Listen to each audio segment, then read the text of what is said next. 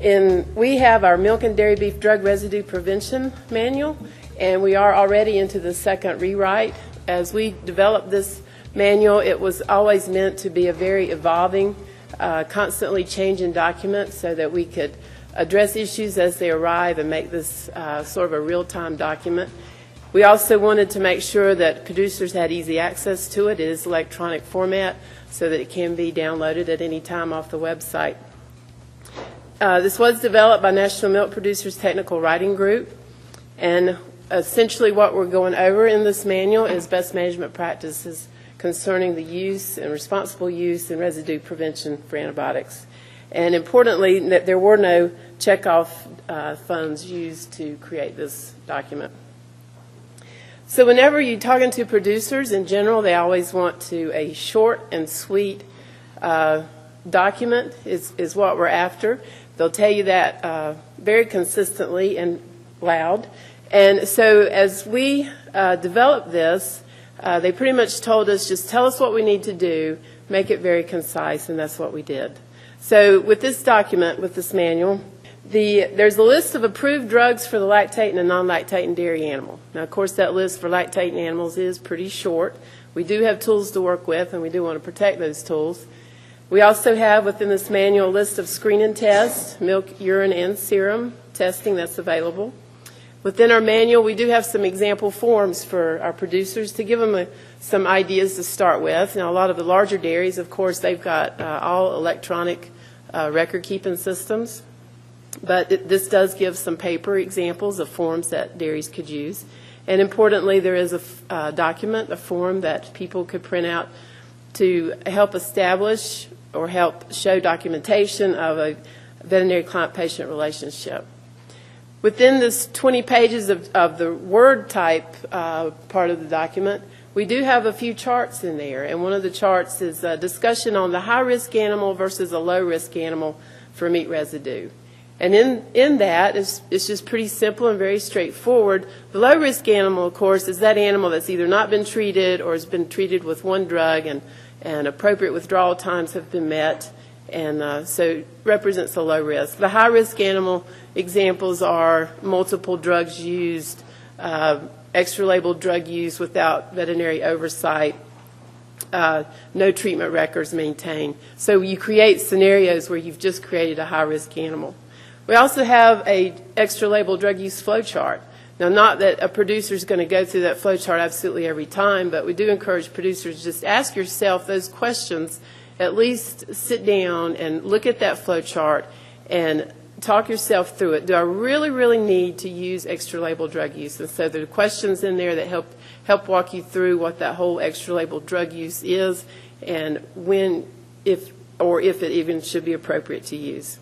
And then we also have some examples of drug use that may result in residues that maybe producers haven't really thought that this is how they could get in trouble. For example, like the sustained release products that most of the time don't have much use in the lactating animal, and some folks can get in trouble by using sustained release type products in lactating animals. Other examples that we point out is like the IV use of the IM use of products that should only be given IV. So within our prevention manual, it's pretty much a best management practices, a checklist to avoid antibiotic residues.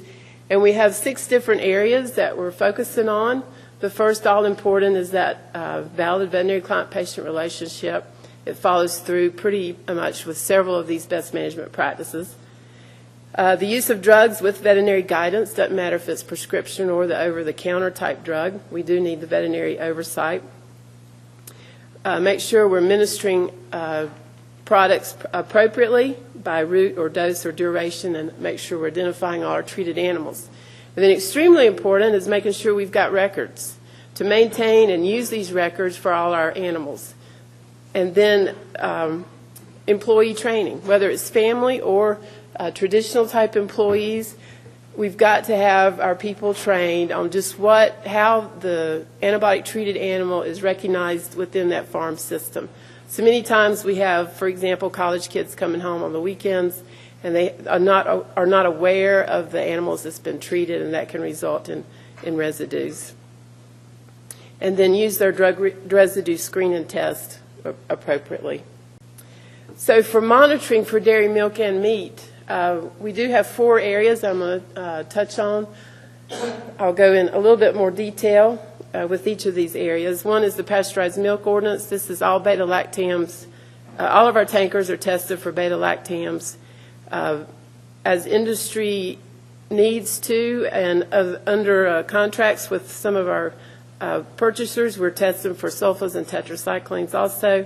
The meat residue that's occurring, meat residue testing that's occurring through the FSIS HACCP programs, and then any kind of random sampling programs that FDA may decide to work with. So these, in detail, the pasteurized milk ordinance, I'm sure this is, all of y'all understand this, but the National Council on Interstate Milk Shippers is a voluntary coalition of regulators, and through the pasteurized milk ordinance, this is how we move milk pretty freely across state lines. And every time we ship milk off of our dairy farms, that tanker load of milk is tested for beta-lactams. In 1996, the positive tankers is 0.104%. 2011, we're 0.021% positive. So we're trying to chase down, trying to get to 0 on any types of residues on our milk.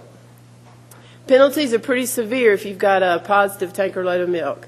Most of the time, you're looking at about 60,000 pounds of milk.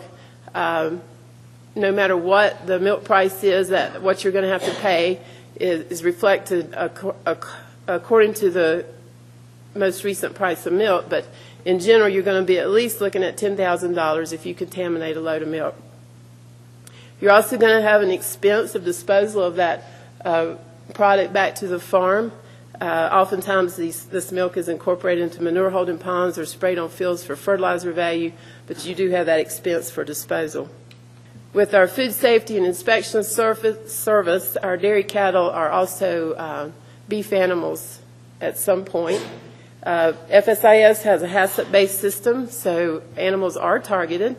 If they're showing lameness, injection sites, signs of illness, or recent surgeries, those animals are pretty much going to be pulled for meat residue sampling.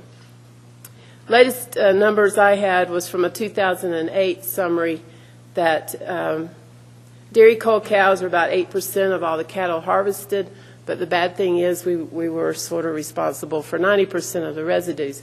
So that's not a number that we're proud of at all, and we are working to get our producers up to speed and educated to avoid any kind of residues.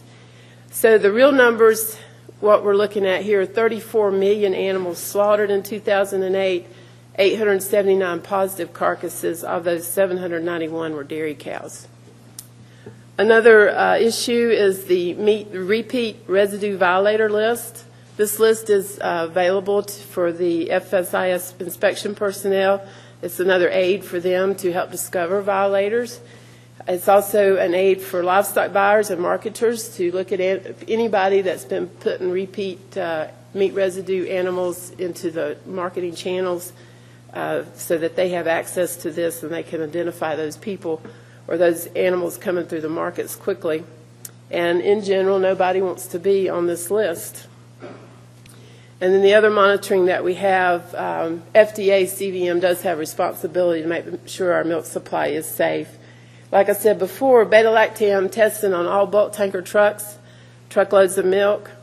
At any time, there can be screening for other residues through random sampling programs as the Commissioner of FDA deems appropriate.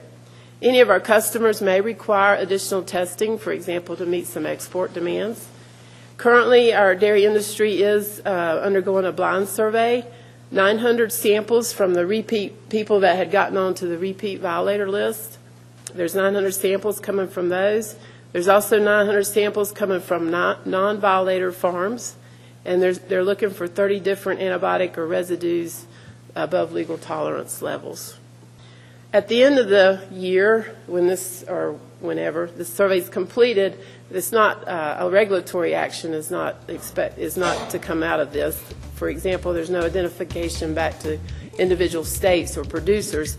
But the survey will tell us if there's residues or other drugs in milk that we need to take concern or action or educational efforts against those findings. and also the possibility that if there are some things that are found, we could see or have discussion within the whole PMO milk ordinance to see if there's other things that our industry should include in routine testing to protect our milk supply. End of the day, we're all responsible for making sure our milk supply is safe, and our producers, we know we're the first step in making sure that we put out a wholesome product.